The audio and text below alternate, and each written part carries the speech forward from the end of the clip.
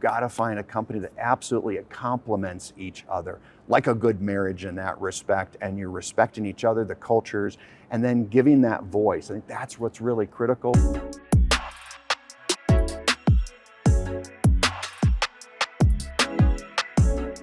Welcome to Powerhouse, where I interview the biggest names in housing and ask them about their strategy for growth. I'm Diego Sanchez, president of HousingWire, and my guest today is Randell Gillespie. And you're the president of LeaderOne Financial, and that's a relatively new position.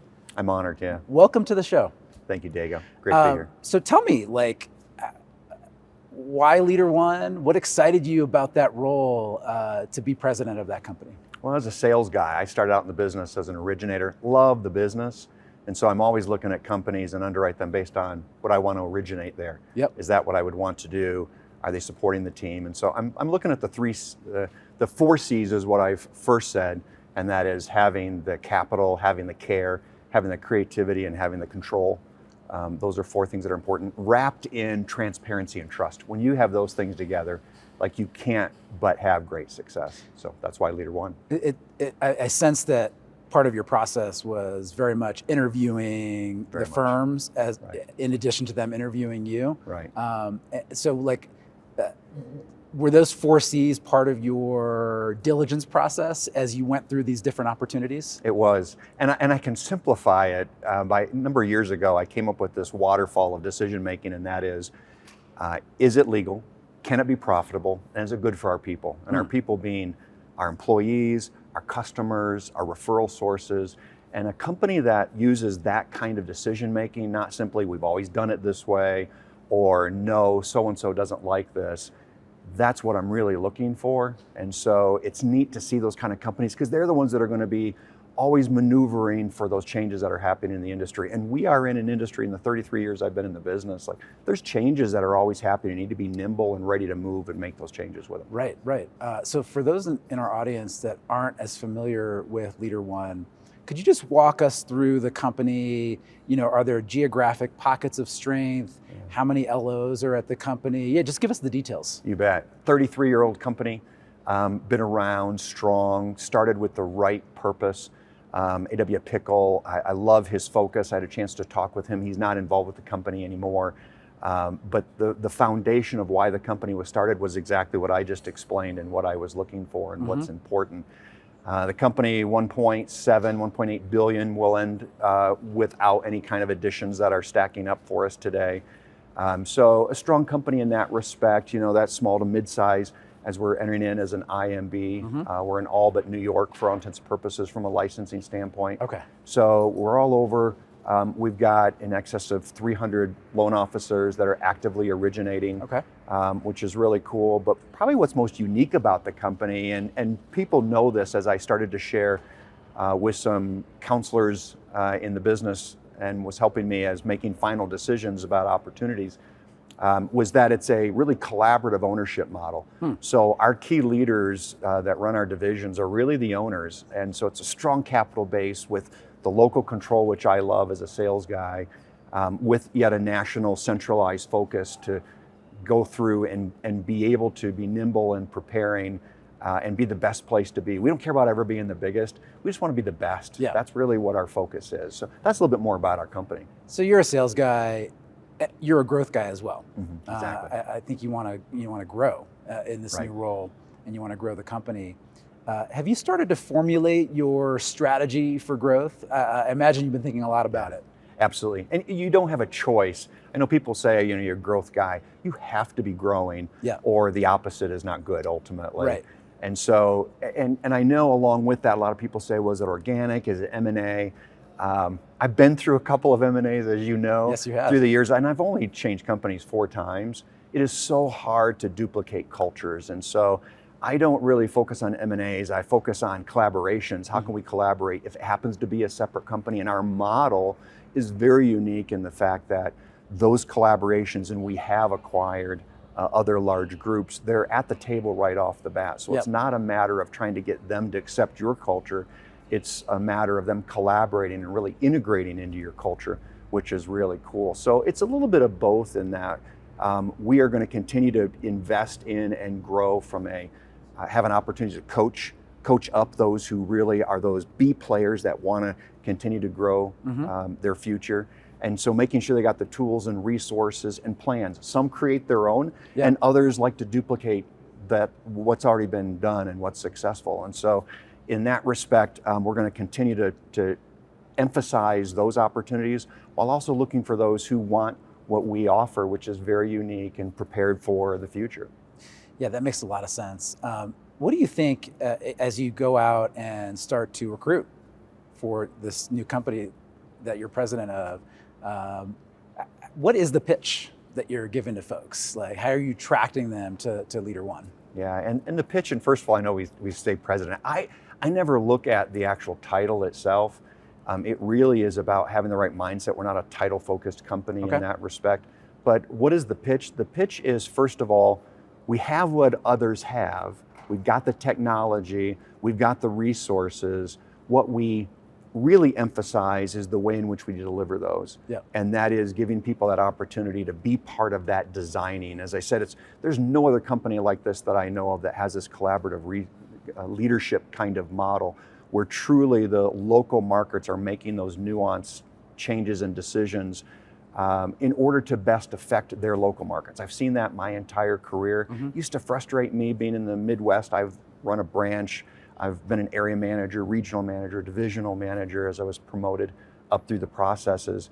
And when you get too stuck on a process, you end up like a McDonald's in that, yes, it's great and they do a lot, but it's so rigid and it really isn't for the creative. And so we've got to give the opportunity, because every market is different. Sure. One thing that I've heard my entire career is people say, Randall, you don't understand, we're different here. And I've said, no, you're right. And so is everyone else. You know, there's an east and a west, or a north and a south, or what high school someone came from. And there's those differences as well, whether they be more first-time home buyers, more second home vacation areas. And so you've got to have flexibility in order to support those things. I hear you on the collaborative leadership model and the flexibility. How do you avoid that getting messy? Right, and where everybody's just kind of doing their own thing, and there's not a lot of collaboration, and there's not best practices that are getting shared, and you have a lot of mavericks out there doing their own thing. Well, if you look at the models, and boy, I know them all too well, every company out there, all the top 10, there already is a little too much of that that model where there's so many that are intertwined, and it does create that. And I think that's why our ambition is not to be in the top 10. If we end up there for the right reasons, then great. So it's not about the size in that respect. But that's where the trust and transparency has to come in. As long as there's trust and transparency, then you're going to have better collaboration. And with that collaboration, you can work through those kinds of things. So at the end of the day, when we're out and identifying teams to bring in, we're looking out for what's best for them. Too many times in the recruiting process, that recruiter, especially if it's that business leader, is saying, boy, how do I get one more person, you know, that's going to be part of my team and theoretically for an override in the business. And instead it's got to be, how can I help someone be better in their career? How can I help them get to where they want to go? And if that means having control or being part of the control group that's there more from a geographic standpoint, then that's where they should be. Not just simply because I found them, then I lay claim to them. That's not the best way to really truly care about a team member and help them get to where they want to go. So you're right in identifying that is a challenge that's in our industry ultimately. And which is why I've not had ambitions. I've been there. I was at the #1 company with 30% market share at one point. I was part of that and saw the dangers and want to try to avoid that very much so. Mortgage is becoming, at least distributed retail is becoming a little bit of a scale game where you do need some resources, some capital to invest in your tech platform and to attract top talent. As you think about M&A versus organic recruitment and growth, what is the lens or the filter by which you would look at M&A deals? The filter really is, and I don't want to be redundant because everybody says the same thing, it's got to be the right culture fit. And so looking at the motive for why is the reason for someone looking to attach on or integrate into another company, what's really behind the motive? You know the numbers pretty well, and I have been studying them over the last few years. I don't think any of us could identify the model for the best M&A out there.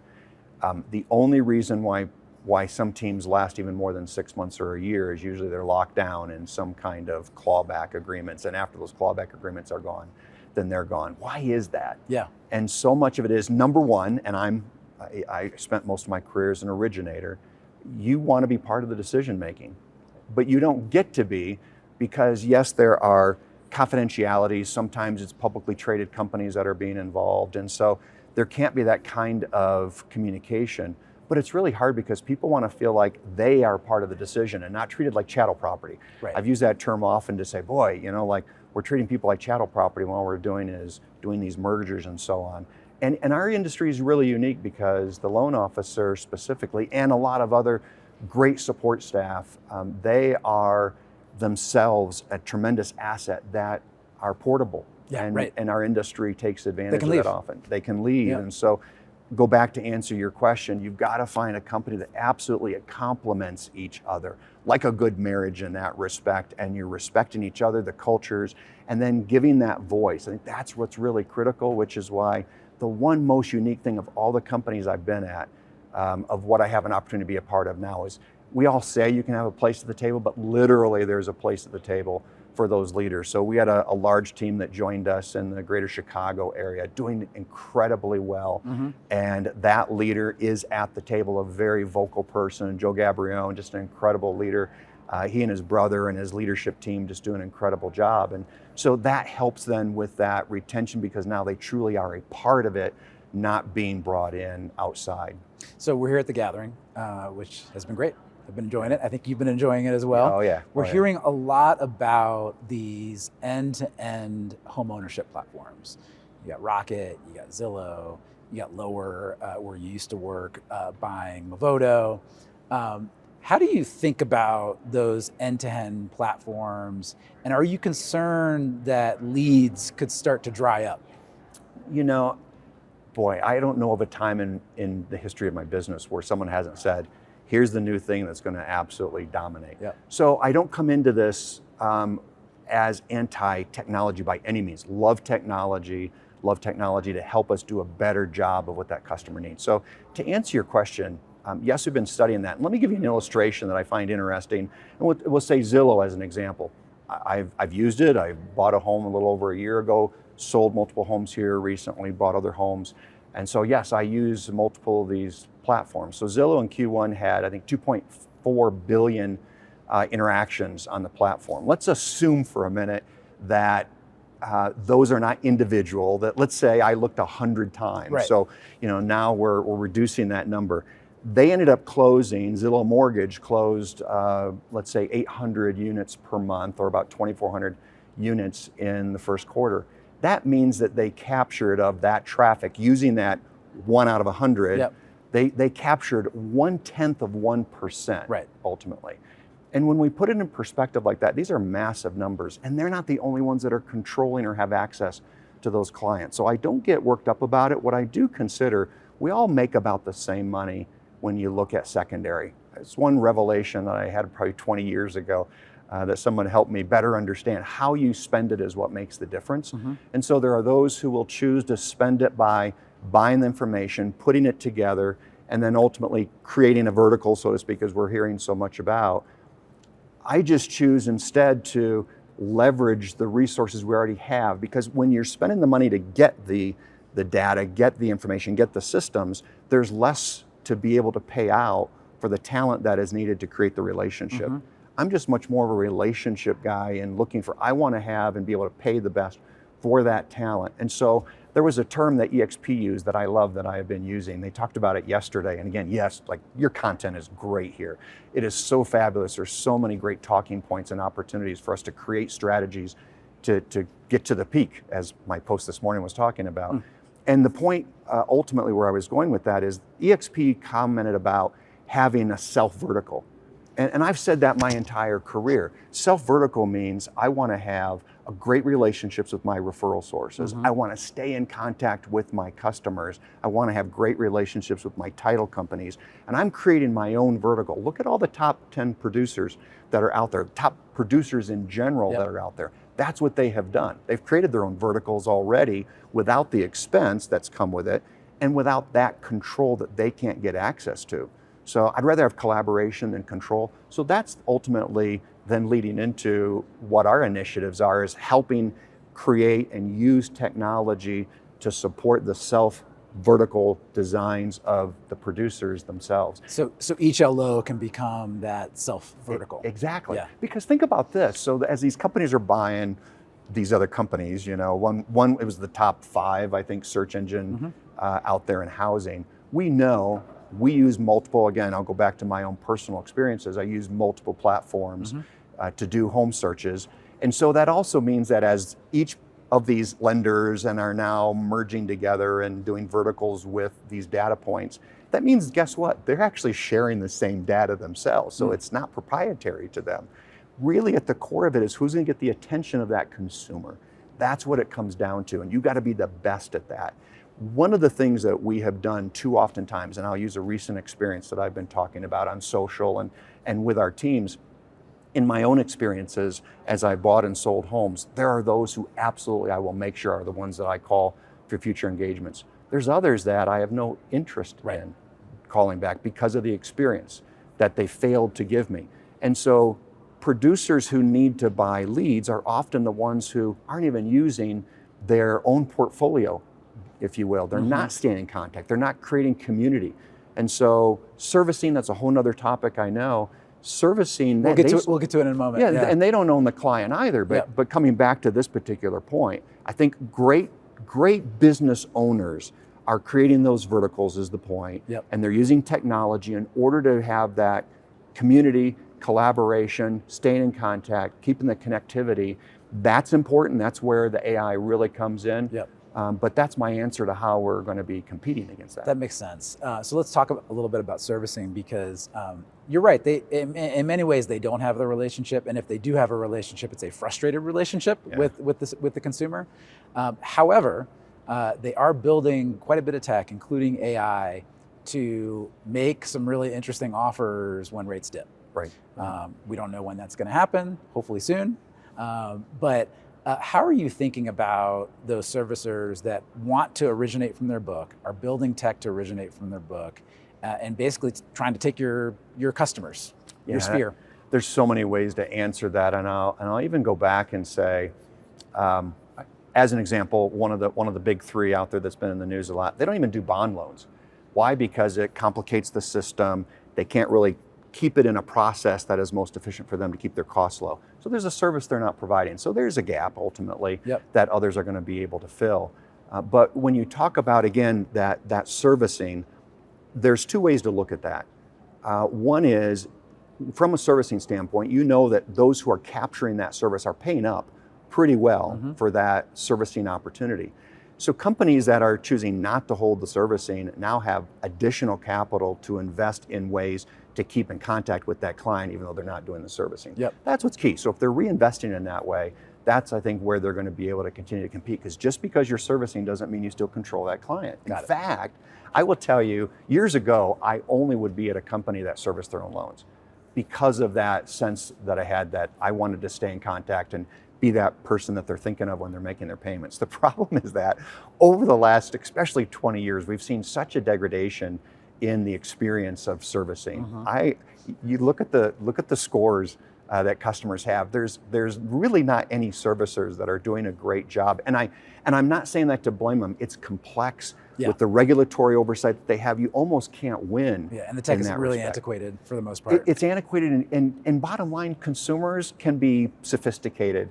I was at an event with my father-in-law had passed away, and they were doing this special event. He'd been part of a university, and the university president pulls me aside and he says, "I understand you work at so-and-so."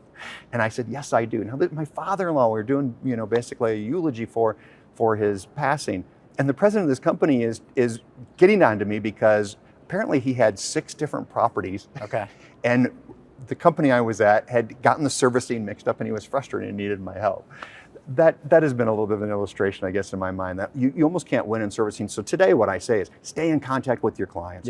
Where a loan officer and a sales teams really fail is not keeping that engagement. They're depending on other people to do it.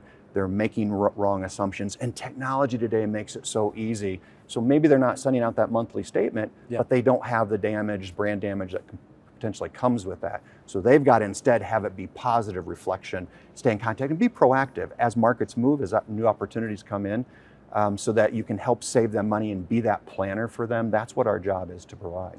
Well, really great conversation, Thank you, Randall. Diego. So glad that you could join me today and for your flexibility in scheduling. We've been crazy here at the gathering.